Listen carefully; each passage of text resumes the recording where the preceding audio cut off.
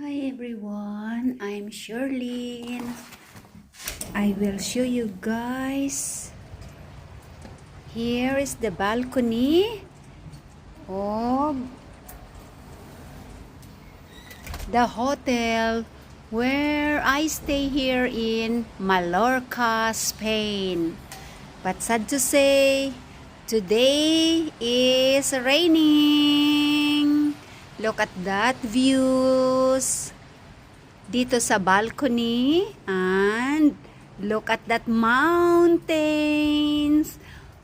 full of beautiful houses and hotels, and there is the beach somewhere. Look at that. Nasaan na ba ang beach? Ayun. It's raining. And the other side of this hotel ay mayroong swimming pool.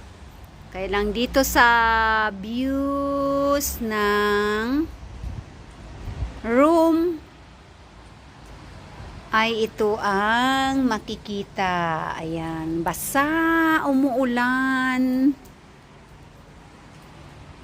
Kaya mamayang hapon, hopefully, ay magkaroon ng sunshine. Sana nga, dahil early spring dito sa Mallorca at sa Alicante ay medyo umaraw nung nandoon, at isang araw doon sa Alicante, nagstay rin sa hotel, and then nag-fly again papunta dito sa Mallorca. At ito naman ay raining. Ayan, ano bang vacation ito, di ba? But anyway, at least wala ng snow dito. Wala naman, hindi naman nag-i-snow talaga dito sa Spain. Kaya lang nga umuulan. So sayang at makakapunta sana sa sa beach. Kaya lang syempre yan. Oh, ayun, nakita ang Zan Beaches.